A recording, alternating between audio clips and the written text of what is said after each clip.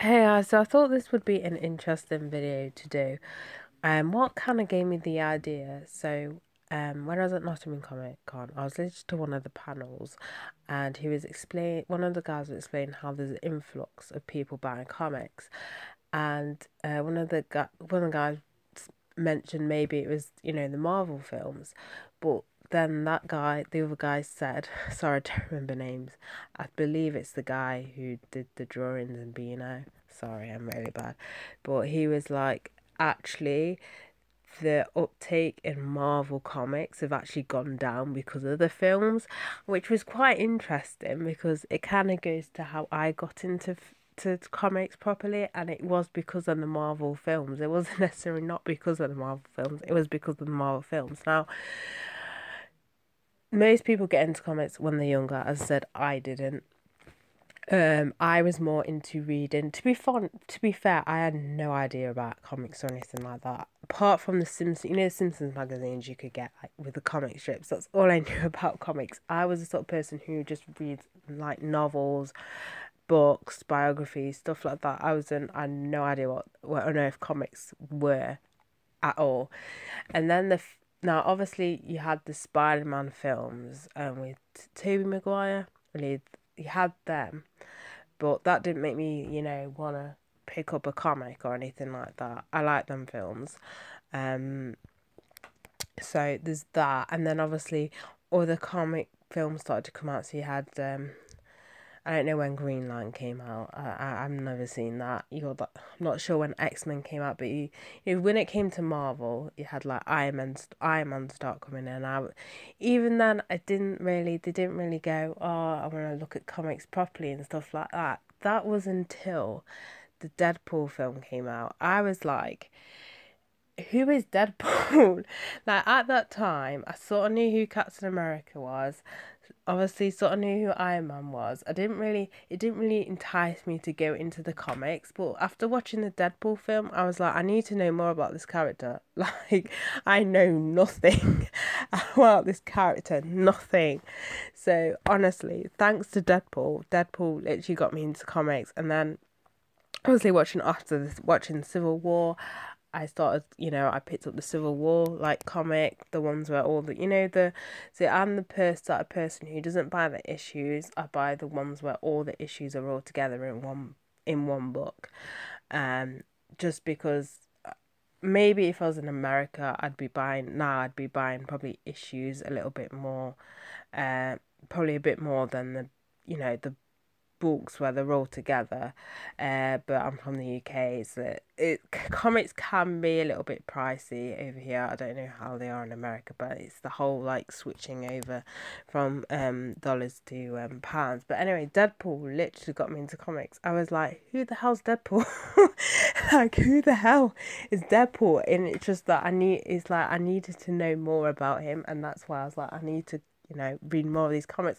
So I went in, grabbed Deadpool. I was like, oh my god, these comics are not actually bad. And then that's how I expanded into reading like comics basically. So for me, it was actually the Marvel films that actually got me. Well, technically Fox, but whatever, still a Marvel film. At the time, did Disney own Did they know who owned Marvel last time? It wasn't Disney, was it? I don't know.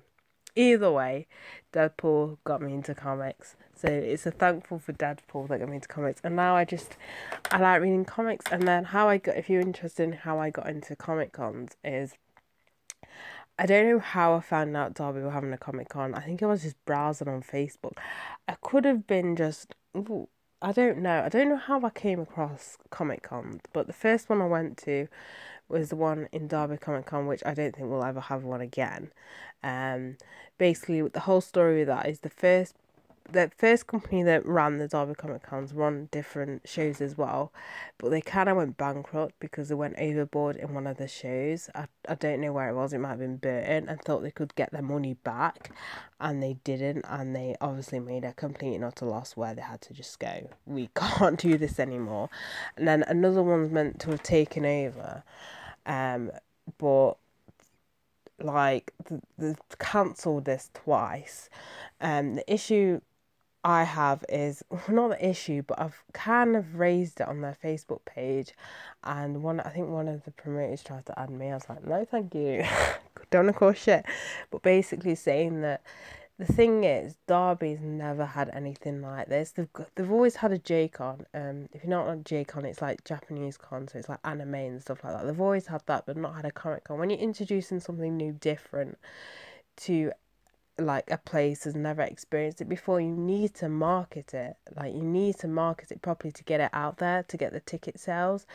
It's the marketing is a dime. Like, that's the thing. Like, you need an Instagram, you need a separate page for Derby Comic Con, and even trying it on a radio station or something, but at least make an effort to try and market something new.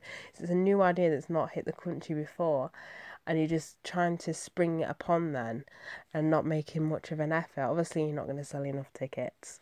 But anyway, Derby Comic Con was when it was at the Silk Mill, and I was like, oh my god. Like, that day when I got home, I was like, oh my god, this is the best thing ever. Oh my god, it was like the first time I cosplayed Harley Quinn. I remember I used the costume which I got because I brought for, like, I think it was like Halloween in Mosh. I want to say it was Halloween, or it's a superhero theme, whatever. I think it was Halloween. And I was like, I used that, and I was like, oh my god, I enjoyed it so much. Like, I was like, oh my god, I need to do more. And then that's how that happened. I got into doing different Comic Cons and stuff like that. Nottingham, Birmingham, Manchester, Leicester.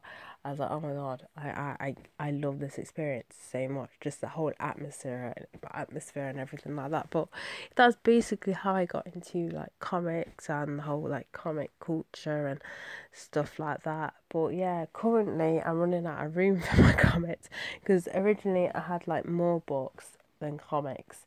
So my, like, so on my bottom shelf, that's where I have, like, my biographies, which I have a few, and then the rest are all comics. But that shelf is proper full, and the rest of the shelves are, like, full of books. So it's like, I think I need another shelf for my comics. But yeah, so that is it for this video. So bye, guys.